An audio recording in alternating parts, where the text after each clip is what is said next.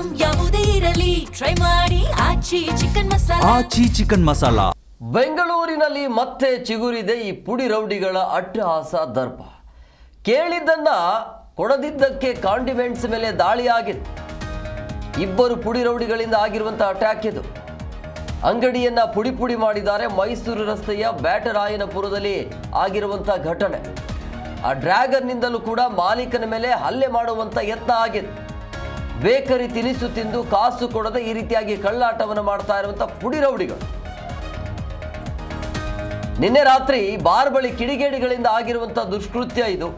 ಕಾಸು ಕೊಡದೆ ವ್ಯಾಪಾರ ಮಾಡಿರುವಂತ ಇಬ್ಬರು ಪುಡಿ ರೌಡಿಗಳು ಬೀಡ ಮತ್ತೆ ಇನ್ನೇನು ತೆಗೆದುಕೊಂಡಿರ್ತಾರೆ. ಅಂದ್ರೆ 10-20 ರೂಪಾಯಿ ಕೊಡುವಂತ ಯೋಗ್ಯತೆ ಇಲ್ಲದೆ ಇರೋರು ಇವರು. ಆಮೇಲೆ ಈ ರೀತಿಯಾಗಿ ಅಟ್ಟಹಾಸ ಮೆರೆಯುವಂಥದ್ದು. ಎಲ್ಲಿ ಸಾಕ್ತಾ ಇದೆ ಸಮಾಜ ಅಂಥೇಳಿ, ಏನು ನಡೀತಾ ಇದೆ ಬೆಂಗಳೂರಿನಲ್ಲಿ? ಹಾಡಾಗಲ್ಲ ಈ ರೀತಿಯಾಗಿ ಪುಡಿ ರೌಡಿಗಳ ಅಟ್ಟಹಾಸ ಇರುತ್ತೆ ಅಂತ ಹೇಳಿದ್ರೆ ಜನ ಬದುಕೋದೇ ಬೇಡವಾ ಅಂಥೇಳಿ ಬದುಕನ್ನು ಕಟ್ಕೊಳ್ಳೋಕ್ಕೆ ಚಿಕ್ಕ ಚಿಕ್ಕ ಅಂಗಡಿಯನ್ನು ಇಟ್ಕೊಂಡಿರ್ತಾರೆ. ವ್ಯಾಪಾರ ಮಾಡಬಾರ್ದು ಅವರು. 1-2 ರೂಪಾಯಿನೇ ಲಾಭ ಇರೋದು ಅವರಿಗೆ ಇರೋದು 1-2 ರೂಪಾಯಿ. ಎಲ್ಲಿಂದ ಈಗ ಒಂದು ಸಿಗರೇಟ್ ಆಗಿರ್ಬೋದು ಅಥವಾ ಬೀಡ ಆಗಿರ್ಬೋದು, ಏನೇ ಆಗಿರಲಿ. ಹಾಗಾದರೆ ಬದುಕನ್ನು ಕಟ್ಕೊಳ್ಬಾರ್ದ? ಈ ಬಗ್ಗೆ ಮತ್ತಷ್ಟು ಮಾಹಿತಿ ನೀಡ್ತಾರೆ ನಮ್ಮ ಪ್ರತಿನಿಧಿ ಮಂಜುನಾಥ್. ಫೋನ್ ಸಂಪರ್ಕದಲ್ಲಿದ್ದಾರೆ. ಮಂಜುನಾಥ್, ಸ್ವಲ್ಪ ದಿನ ಕಮ್ಮಿ ಆಗಿತ್ತು, ಈಗ ಮತ್ತೆ ಪುಡಿ ರೌಡಿಗಳ ಅಟ್ಟಹಾಸ ಮುಂದುವರಿತಾ ಇರುವಂಥದ್ದು. ಈ ಪುಡಿ ರೌಡಿಗಳಿಗೆ 20 ರೂಪಾಯಿ ಕೊಟ್ಟು ಸಿಗರೇಟು ಬೀಡ ತೆಗೆದುಕೊಳ್ಳುವಂಥ ಯೋಗ್ಯತೆ ಇಲ್ಲ, ಬಟ್ ಈ ರೀತಿ ದರ್ಪ ತೋರೋದು ಯಾಕೆ?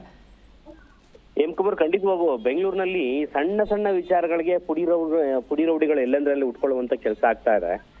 ಇತ್ತೀಚೆಗೆ ಈ ಬೇಕರಿ ಸಣ್ಣ ಪುಟ್ಟ ಕಂಡಿಮೆಂಟ್ಗಳ ಮೇಲೆ ಇಲ್ಲಸಲ್ಲದಂತ ಒಂದು ದಾಳಿ ಮಾಡುವಂತ ಕೆಲಸ ಆಗತ್ತೆ.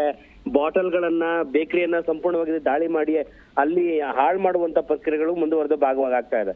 ಇದೇ ಒಂದು ವಿಚಾರವಾಗಿ ಕಂಪ್ಲೇಂಟ್ ಕೂಡ ದೂರಿನ ರೂಪದಲ್ಲಿ ದಾಖಲಾಗ್ತಾ ಇರುವಂತ ವಿಚಾರವಾಗಿ ನೋಡೋದಾದ್ರೆ, ಸದ್ಯಕ್ಕೆ ಈಗ ಬೆಂಗಳೂರಿನ ಇದು ಬೆಂಗಳೂರಲ್ಲಿ ಕೂಡ ಇದೇ ರೀತಿಯಾದ ಒಂದು ಘಟನೆ ಬೆಳಕಿಗೆ ಬಂದಿರುವಂತದ್ದು. ನಿನ್ನೆ ರಾತ್ರಿ 9:15 ಸಂದರ್ಭದಲ್ಲಿ ಘಟನೆ ಒಂದು ನಡೆದಿದ್ದು. ಅಲ್ಲಿ ಸಿಗರೇಟು ಸೇರಿದಂತೆ ಸಣ್ಣ ಪುಟ್ಟ ಬೇಕರಿ ತಿನಿಸುಗಳನ್ನ ತಿಂದಿರ್ತಾರೆ ಇಬ್ಬರು ಪುಡಿ ರೌಡಿಗಳು.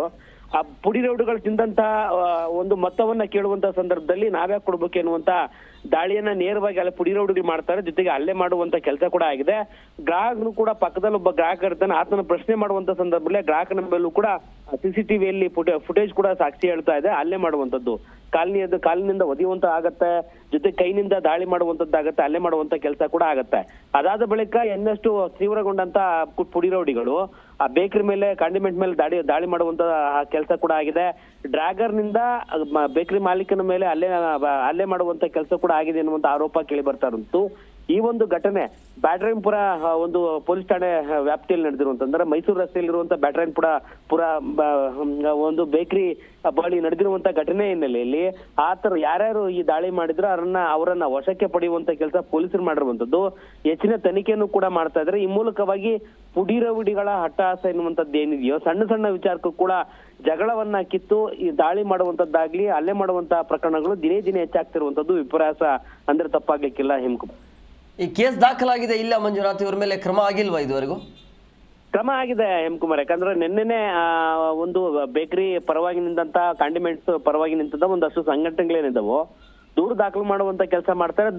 CCTV ಫುಟೇಜ್ ಪರಿಶೀಲನೆ ಬಳಿಕ ಆ ಒಂದು ದಾಳಿ ಸೇರಿದಂತ ಹಲ್ಲೆ ಪ್ರಕರಣ ಅಲ್ಲೇ ಗಂಭೀರವಾಗಿ ಕಾಣಿಸ್ಕೊಳ್ಳುತ್ತೆ. ಅದಾದ ಬಳಿಕ FIR ದಾಖಲು ಮಾಡಿಕೊಂಡು ಅವರನ್ನ ವಶಕ್ಕೆ ಪಡುವಂತ ಕೆಲಸ ಮಾಡಲಾಗಿದೆ ಪೊಲೀಸ್ ಇಲಾಖೆಯಿಂದ ಅಂತ ಮಾಹಿತಿ ಗೊತ್ತಾಗ್ತಾ ಇದೆ. ಜೊತೆಗೆ ಇನ್ನಷ್ಟು ತನಿಖೆ ಮಾಡುವಂತ ಕೆಲಸ ಮಾಡ್ತಾ ಇದ್ದಾರೆ. ಅಂದ್ರೆ ಈ ಪುಡಿ ರೌಡಿಗಳು ಮೇಲೆ ಇನ್ನಷ್ಟು ಕೇಸ್ಗಳು ಈ ಹಿಂದೆ ದಾಖಲಾಗಿರಬಹುದಾ ಅಥವಾ ರೌಡಿ ಶೀಟರ್ ಏನಾದ್ರು ದಾಖಲಾಗಿರ್ಬೋದಾ ಎನ್ನುವಂತ ನಿಟ್ಟಿನಲ್ಲಿ ಪರಿಶೀಲನೆ ಮಾಡಿಕೊಂಡು ಅವರನ್ನ ಜೈಲಿಗೆ ಕಳಿಸುವಂತ ಕೆಲಸ ಕೂಡ ಆಗತ್ತೆ ಎನ್ನುವಂತ ಭರವಸೆಯನ್ನು ಪೊಲೀಸರು ನೀಡಿದ್ದಾರೆ ಎನ್ನುವಂತ ಮಾಹಿತಿ ದೊರಕ್ತಾ ಇದೆ. Hemakumar, yes, okay, thank you Manjunath ನಿಮ್ಮೆಲ್ಲ ಡೀಟೇಲ್ಸ್ಗಾಗಿ.